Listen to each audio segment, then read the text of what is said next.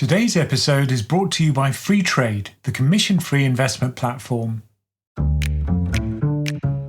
Welcome to Many Happy Returns, where we aim to make you a better investor. I'm Roman. And I'm Michael. Investing a lump sum is a big decision that comes with great responsibility. Should you be conservative with your newfound wealth? Should you pile into market straight away? Or drip feed slowly over time? I want to know how to solve analysis paralysis and put our windfall to work. And in today's dumb question of the week, what's covered by FSCS protection? All right, let's get into it. So this week I thought we'd talk about how to invest a lump sum because it's a bit different from just your bog standard investing as you go and as you earn. And it's something that most people probably only have to deal with a couple of times in their lives. But I thought it was especially relevant this week because it's the start of the tax year and we've all got our new pensions allowances and ISA allowances. And if you have accumulated savings over the years, maybe now it does feel a bit like you've got a lump sum to play with. Do you just pile it all into your ISA, the full 20 grand if you got it right at the start of the year, or do you spread it out? I don't think there's an easy answer. And I think that's what people really want. They often say, what should I do? And it's quite disappointing in that, I don't have a ready answer for everybody because a lot of it depends on your psychology. So how comfortable are you with risk? How comfortable are you with a loss? It's really hard to imagine that before it happens. So I think there's some kind of mental simulation involved here where people say, well, if I imagine I'd lost 20%, 30%, how bad would I feel? It's a bit strange, isn't it? Because we know that with risky investments, there's always the chance that you're going to lose money, especially in the short term. And we kind of anchor on the amount we originally start with, and we just don't want to go below that initial amount. If anything, it's the anchoring on that initial amount that's the problem. Once you put the money into the market, it's not money anymore. You've still got the same number of units of an index fund or whatever throughout your investment journey. But I suppose it's just natural for us to think that we've worked so hard for this money and suddenly we see a huge proportion of it vanish. Well, not huge. I mean, if it was a big fall, a really big fall by historic standards, it might be 30%, maybe even 40%. But it's going to happen pretty slowly. It's very unusual to have a 40% fall overnight. Maybe one of the worst ones was that 1987 crash in a day. Wasn't that something like 30% fall? Yeah, it was. And it was very unusual in that sense. But you do get flash crashes. Usually it's something which recovers very quickly because it happens because of some kind of glitch. But in that case, it was pretty shocking. But everyone thinks I'm investing the day before that flash crash is coming, don't you? It's always in the back of your mind.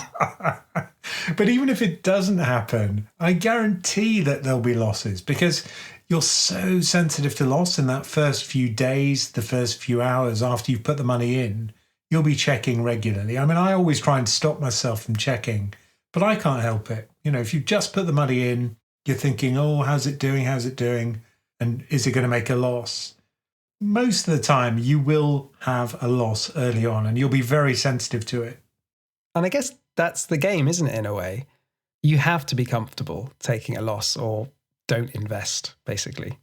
Yep, the stock market's a means of transferring money from the impatient to the patient. I think that's a great definition. Who did you steal that one off? I can't remember who I stole it off. It's got to that point. I think it's Warren Buffett, but it could be a Romanism. I don't know. It is now.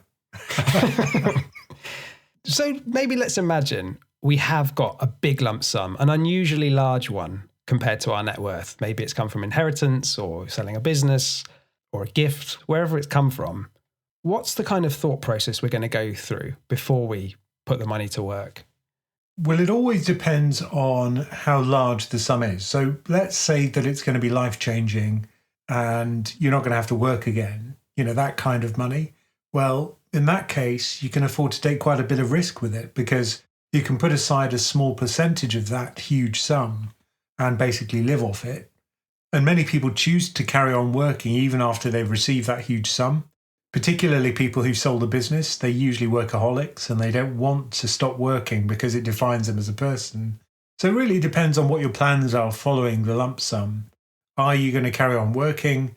Is it small enough that all it does is make you slightly more comfortable? In which case you have to think a lot more, I think, about the asset allocation and how you invest it. Because wealth is relative, isn't it?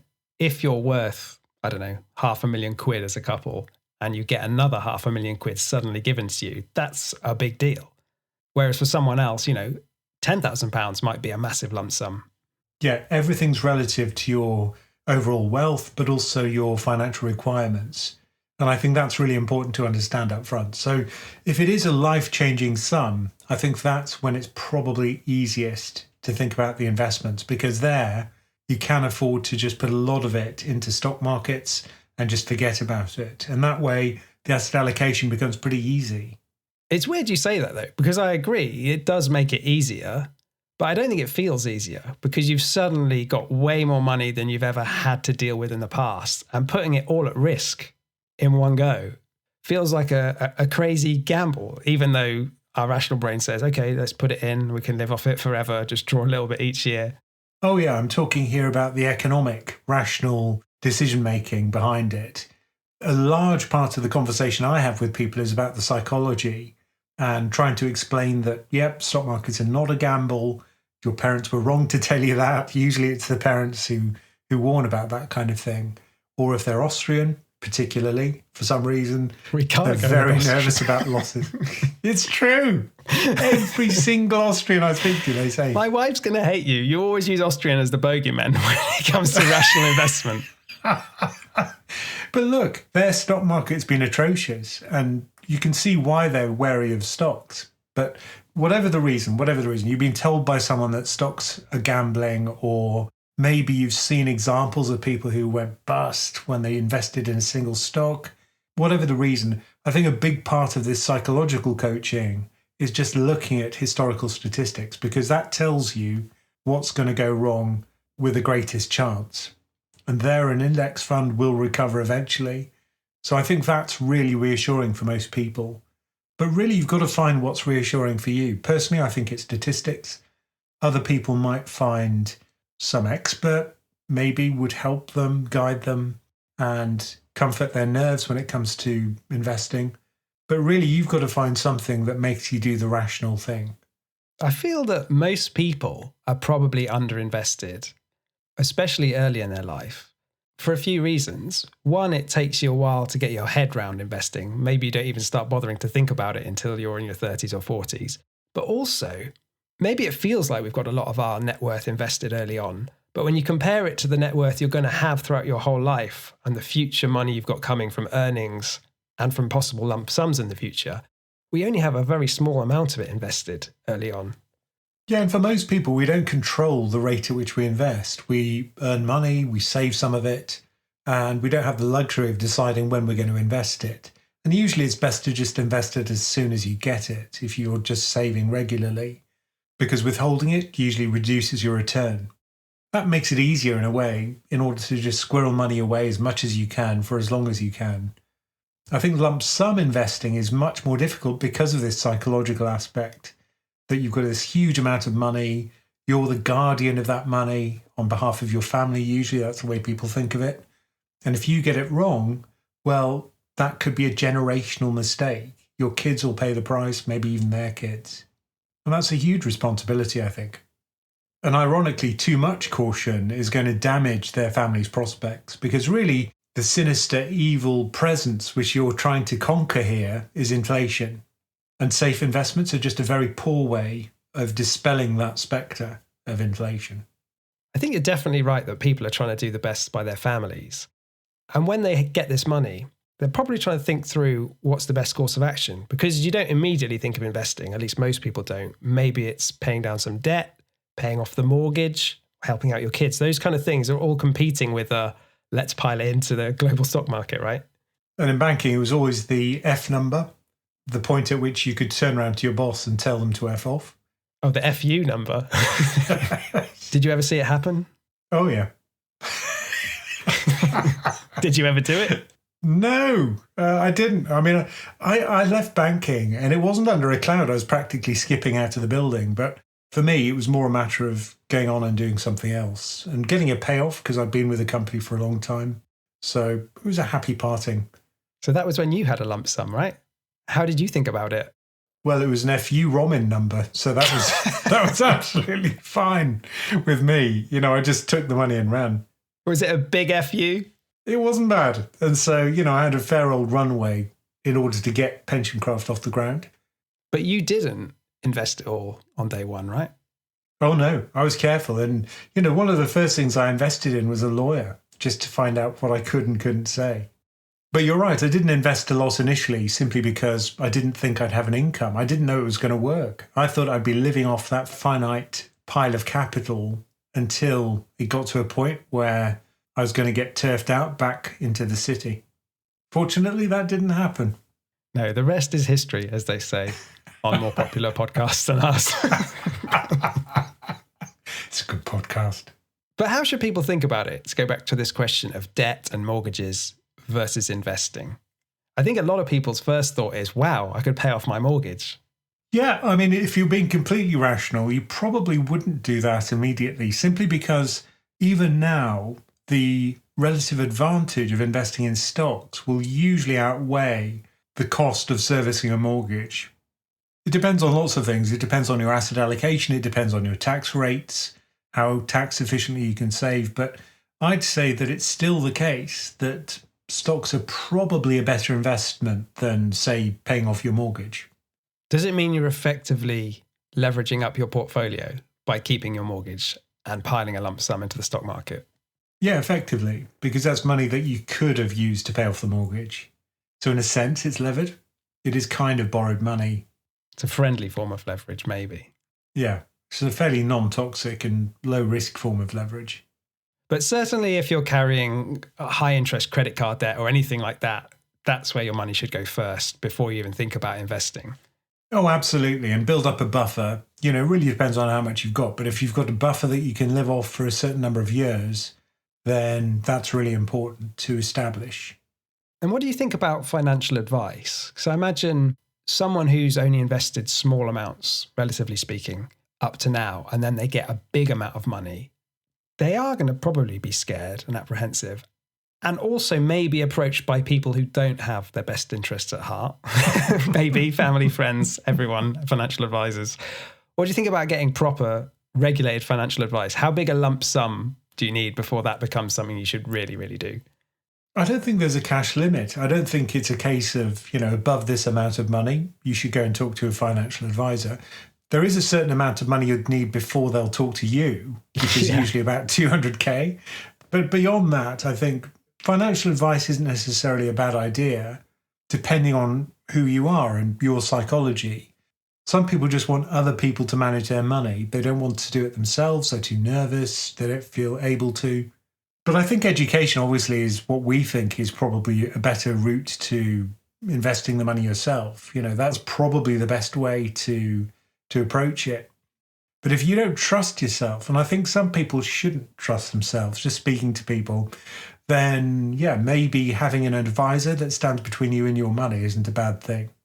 The other thing is a financial advisor might help get all the stakeholders on board. Maybe it's just you and your partner or spouse, or maybe there's more people who've got a say. Like if it's a gift, maybe someone's given you a gift and they have some expectations about what you're going to do with it. Yeah, I think that's certainly one of the considerations, and lots of bitterness can result if you've got a big payoff and your family feels kind of entitled to it, which, let's face it, they often do. Maybe you do want to kind of manage that via a professional, but that's more a kind of mediation service. And I don't think a lot of them do that. I think a lot of them, it's very much cookie cutter stuff where they just have one size fits all. They talk to you about your risk appetite, your goals perhaps, and they come up with the standardized portfolio and off you go. And they'll speak to you in a year's time. So I think a lot of advice is geared around that kind of approach. And that I don't think is particularly useful. If you want inheritance tax advice, then, they can be useful for that. For tax planning, they can be useful for that. But again, it's a one-off, and I'm not sure it's going to be valuable every year forever. So, maybe it's worthwhile getting that initially, but you will pay a percentage of your wealth up front in order to get it. And what about asset allocation? If we've suddenly got 5 times the amount of money to invest that we had before, does that change how we should think about asset allocation and what we should have in our portfolio? I think so. And I think you can be a bit more adventurous when it comes to investing at that point. I mean, it depends on the size of the excess.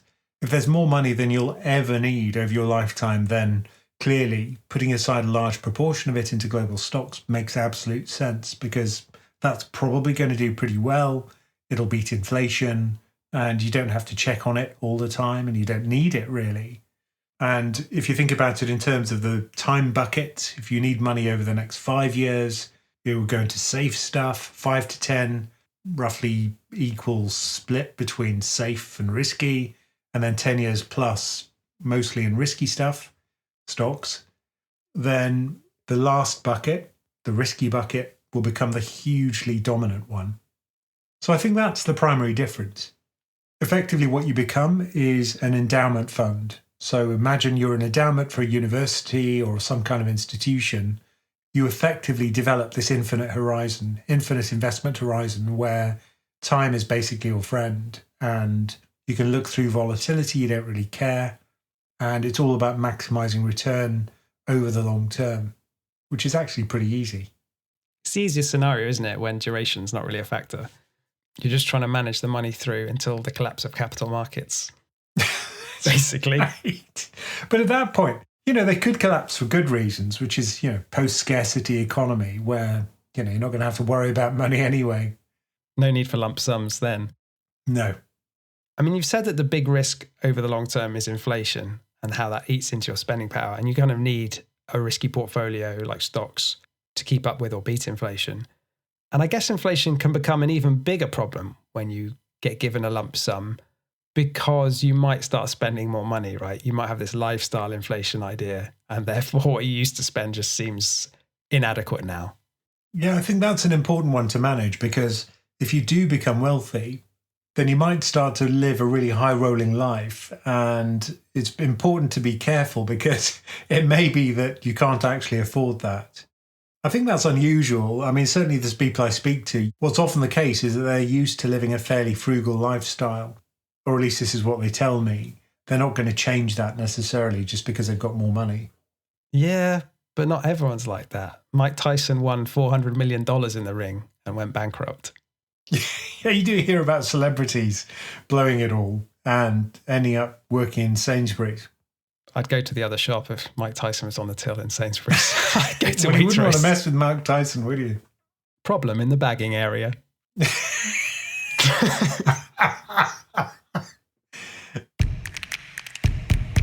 Today's podcast is sponsored by Freetrade, the UK commission-free investing platform. Freetrade are offering our podcast listeners a free bonus share worth between £10 and £100. All you need to do is join the platform and fund your account with at least £50. The free share will be added to your account within 7 to 10 days of funding. Here's what the Freetrade platform offers you. Over 6,100 UK, US and European stocks, ETFs and trusts at your fingertips. Commission-free trades to keep your profits, interest on uninvested cash, recurring orders, and an easy-to-use app. Ready to claim your free share? Head over to freetrade.io/PensionCraft to benefit from this offer. When you invest, your capital is at risk. The probability is weighted, so more expensive shares will be rarer. Terms and conditions and other charges may apply. I mean, would it be fair to say that the biggest issue that people have and they have to come to terms with is what we talked about at the start? It's the idea of, should I put it all in straight away or should I drip feed it into markets? Yeah, the evidence for that is pretty clear, and it all stems from the fact that stocks tend to go upwards on average over time. And if that's the case, then usually withholding money from markets is going to reduce your return. So there's been research by Vanguard, for example. This is the first research I ever saw on it. And they looked at US, Australian and UK markets, stock markets, and they looked at either you drip feed over a course of a year or you put the money in immediately. And what was really interesting is that across all three markets, 2/3 of the time, you're better off putting the money in straight away because of the upward drift of stocks. But then in 1/3 of the time, of course, which is just before a crash, which we can't predict, you'd be better off drip feeding and just accelerating if things get bad. But the point is, we never know which of those scenarios we're in. So mathematically, the odds are in favor of lump sum. Be bold, everything goes in on day one. Exactly. But the primary problem is, again, just speaking to people, they're really good at finding excuses about why it's about to crash. So there's always something. The US is very concentrated, valuations are high, none of which have a huge effect on stock returns. Usually they're completely oblivious to all of this stuff. Unfortunately, our psychology isn't. So I think a lot of it is talking people through the evidence and then just hoping they make a good decision. Does the fact that US valuations do look high, both on a forward price to earnings basis and backwardly looking on a CAPE multiple basis, they're at the top 10% of their range probably over the last 20 years. Does that not make you slightly more inclined to drip feed, even if the evidence doesn't really back up that? It's funny you say that because I just put in my final pension contribution for last year, and I was tempted to keep it in money markets, but then today I put it into my global stock fund. So I managed to overcome my own reluctance. You've got to do what you're telling other people is the best thing to do, Robin. I did. Good. I did.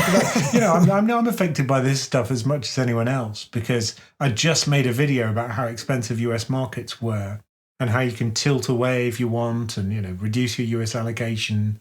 But I did say, look, I don't do that. And frankly, I don't, but maybe I talked myself into it. That's the thing. I sometimes find that with this podcast where we have to talk about something new and I come up with some weird way that the markets are going to crash. And then I get so far into the rabbit hole, I think, maybe I should be taking less risk now. But yeah, I think the thing to realize is that drip feeding is a form of market timing, right? And we know that you can't really time markets, but maybe you do it just to sort of get yourself going rather than just sitting in cash the whole time. Yeah, it's a regret avoidance strategy, really. And if you're someone who sits down and visualizes a loss and just thinks, I could not bear that. I've got £1 million which I've built up over my life. This lump sum's not coming again. And if I lost 30% of that, 300K, I just feel sick. Well, if that's the case, maybe drip feeding does work for you. And it should be the way you approach it. Whatever it takes you to do the right thing. I sometimes wonder if someone like that, though, let's say they drip feed over a year and markets don't crash. They get to that point 12 months later. And then what if the market crashes then? Are they not going to have all the same emotions that they would have had at the start? Yeah, there are two separate things here. What do you drip feed into? What's your strategic allocation? And the other one is how do you build up to that allocation? And I think for that kind of person who's very nervous, who doesn't like loss, it would make absolute sense for them to put some money into safe investments, even if that means a return penalty long term. So really, I think the best way to approach this is to try and visualize how bad you'd feel and then build a portfolio around what you'd be most comfortable with and most likely to stick with. Because I think for many people, they end up losing money, they sell, they get disillusioned, and then they end up investing in some crazy scheme, which is probably even worse. So I think that's the real problem, disillusionment and turning away from markets, which long term would probably be fine. So let's say you do decide to pound cost average. You're going to drip feed into the market. How long a period should you do that over? It seems like how long's a piece of string, right? How do you decide? Is it 6 months, 12 months, 24, 36? What's an appropriate period? Well, some people say a year is probably enough because it's probably going to be a drag on return anyway. So the longer you leave it, the worse it'll be, the drag. Once round the sun, isn't it? And we just, like you say, psychologically, a year is a natural unit of time. And we can usually plan and stick to a plan over the course of a year.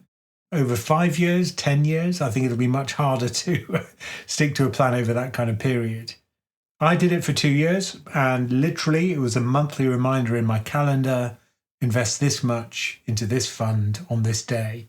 And I just followed my own instructions. I guess a lot of how you feel if you're drip feeding depends on what the market does. If we have an up crash and the market quickly surges up 30%, like we've had in the last 6 to 12 months, drip feeding doesn't feel so clever, probably. Yeah, then you'll have kind of FOMO and you'll be kicking yourself that you drip fed. What was the profile like in your drip feed? Did you get the FOMO or did you get the, wow, I avoided a crash? Well, halfway through, I got the tech wreck. And of course, sterling devalued at the same time. So for me, there wasn't really a crash at all. So I didn't have a chance to accelerate things. But, if it had been much worse, I probably would have. How much does the market need to crash before you press the accelerator harder? Well, when you look at it and think, oh my goodness, that's a screaming buy, 20% fall, 30% fall, that would have probably done it. Well, valuation as well. If you look at valuation and you just think, well, we were at a 23 times forward price to earnings multiple and now we're at 15, well, that would be a defo, right? So no question. If it gets down to 20 times, you're thinking, well, it's not really cheap yet. So it is difficult to make that acceleration decision. Maybe you should build that into the plan straight up front. If it falls by 20% from the previous all-time high or to this multiple, then I'll accelerate. I think that's right. I think you want to have the plan and all the different scenarios mapped out when you start. Not to say you can never change it again, but you need to think of these what ifs. And I think having a partner, or at least someone that's going to oversee you to ensure you stick to the plan, isn't a bad idea. I had a whole community, of course, that was watching my every move. So in that sense, I had the accountability. But it's useful to have that oversight, because if you don't have it, then you may just get bored with it and just stop the drip feed or not allocate to the final strategic weights that you decided on. I feel like if everyone had to post their portfolios and their plans publicly, there'd be a lot better investment decisions being made in the world. But I wonder if it would be like the captain's log. You hear this story about Columbus and how he had one log for the crew to see and another one which he had privately, which was the actual distance he'd gone, because they were worried about falling off the edge of the earth. Really? I wonder if people would keep a secret diary of what they're actually investing. A burner account. Invested in money market funds. Yeah. All right, let's wrap this up then. In all honesty, Roman, what would you do right now, today, if you got a lump sum which doubled your net worth? I definitely drip feed at the moment, because for me, I'm a very cautious person. So I know my own psychology. And in order to make me allocate that money, I'd need some kind of mental ladder to get me to where I need to be. And would you change your allocation? You still be all in stocks? Or would you think, well, I've got enough now. Let's not be crazy here. No, I think I definitely put it into stocks, because why not? It has a longer horizon. And I'd be even more likely to allocate it to equity.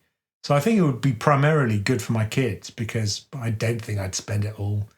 But who knows? Maybe we'd spend it on holidays, experiences, things that we normally wouldn't have the cash to do. As your kids watch your Instagram posts and your YouTube videos from the Bahamas. That's right. Accountability is a really important part of investing, as we've covered today. And I think having a community to help you be accountable and also to share your experiences with is very valuable. To become part of our community, just go to our website, PensionCraft.com. Okay, today's dumb question of the week is, what is covered by FSCS protection? Maybe let's start with, what is FSCS? This is the Financial Services Compensation Scheme. It's created by companies which are in the financial space, so financial advisors, money managers. These people pay into a big mega fund, and then if there is some kind of compensation claim that can't be covered in another way, the FSCS fund steps in and makes you whole based on certain constraints. And those constraints do involve an upper cap, don't they? Yeah, so it's 85k, £85,000 in the UK, and it's per person per firm. And the firm, you have to be careful, because there are multiple companies which have different financial products. So, for example, iWeb, Lloyds Bank share dealing, Halifax, Bank of Scotland share dealing, all of those are part of the same group. So if you've got compensation for two of those, then you're not going to get the full whack. And it's also important to say that this is not something that's going to come and save you if your investments do badly, right? This isn't a get out of jail free card. So what does it cover you for? Well, one thing is if you're given bad advice. So bad advice, if you can prove it, you get compensation. As in, I shouldn't have bought this product. I was told to buy the wrong thing. Yeah, for example, your advisor might have told you to buy something really risky and it may not be appropriate for your risk appetite. In which case you could complain to the FSCS and they'll make you whole if you can prove your case. And also, I guess, if your broker goes under for some reason and they don't have enough assets to pay you back what you're owed, maybe because of fraud or negligence, whatever it might be, then potentially the FSCS could step in to make you whole again. But there are all sorts of caveats on this. But that's an unlikely scenario anyway, I think. It's unlikely, but if you've got your entire net worth with one small broker, maybe you should think about it. Yeah, I mean, if it's a small broker and you're worried that they're not a very good broker, then you could ask why you do that in the first place. But, sometimes we're in situations which aren't of our choosing. Yeah, if your broker is a sort of Bernie Madoff figure, but you didn't realize it, like a lot of people trusted Madoff at the time. Yeah, and he was a big broker. So, that is a good example, perhaps. The weird thing with the brokers is there should be this client money separation, right? Where they keep your money and your assets separate from the firm assets. So in theory, if the broker goes under, the administrators can just sort of give you back your shares and your funds. They're separate. But one, there could be administrative problems, which mean they're not as separate as you hoped, potentially, although the regulators should spot that stuff. Or there's the idea of these pooled nominee accounts where all the client's money is just sort of bunged into one big account, which is fine, unless it doesn't reconcile to what the clients are actually owed. Yeah, if you look in the actual nominee account and it doesn't add up, then clearly there's been a huge mistake in the records, and there's going to have to be a liquidator that comes in and works out who owns what. But the bigger point here is that whoever you do choose as your broker or brokers, you really should make sure they're authorized by the Financial Conduct Authority, and specifically authorized for the activities they're carrying out for you. Yeah, that's all true. And there is a register that you can check on. Just go to the FCA's website and you'll find the authorized company list. It also tells you what that company's authorized to do. So if it's mortgage advice, if it's financial advice, whatever it is, you can check. Yeah, you can, but it's so weirdly nuanced with the way they phrase different things. It's so technical that actually the FSCS just sort of pushes you back and says, ask the firm yourself. It says, step 1, check your provider is authorized by the FCA. Step 2, be aware that the particular activity that they're carrying out for you must be regulated by the FCA. And then kind of strangely, step 3, ask your firm to confirm that the activity they are carrying out for you is a regulated activity. So they're sort of putting the burden on you, really, as an investor, to go and ask these questions. And you might think that sounds a bit odd, but there's a financial advisor around the corner from where we live, and I just wanted to try it out. So I looked them up on the register, and they're not registered in the FCA register, but they did say on their website that they were authorized by their parent company. So I had to find their parent company and see what they were authorized to do. And I could see that they were registered to provide financial planning. So it isn't easy. And, I've been doing this for a while. It really isn't easy. The first time I went on there, I expected to search, Vanguard and just see it come up with a big green tick, like they're regulated for everything. But you have to dig through all this text and it's hard as a consumer. Vanguard's a good example, actually, because they have various sub-companies. One of them is Vanguard Asset Management. Another one, which is now defunct, was used to be a kind of umbrella company for some of the funds which they created, which is no longer used. So it isn't easy. And I think, it would be nice if there was a big tick, but there isn't. And if you want to get even more into the weeds, when you start looking at fund managers, as in the people that are actually building the funds full of stocks and bonds, there are so many caveats that apply to what's covered by the FSCS scheme. So just to give you a flavour, the protection only applies to UK domiciled, open-ended investment companies and unit trusts. It doesn't apply to funds domiciled overseas. And as we know, loads of funds are domiciled in Ireland or Luxembourg, wherever it may be. Although those countries may have schemes which are going to cover those funds, but for different amounts and with their own whole basket of caveats. The thing to remember is you're still the beneficial owner of the investments themselves. So it's unlikely that you're going to make any kind of material loss, even if the fund manager goes down. But it is a risk that's very low, but you should be aware of. Does that stop me from investing almost all of my own wealth in one ETF with one manager? No. Some people are concerned though, like if they have wealth way in excess of these 85k limits. I know of people who split their money between 2 or 3 brokers and 2 or 3 different fund managers.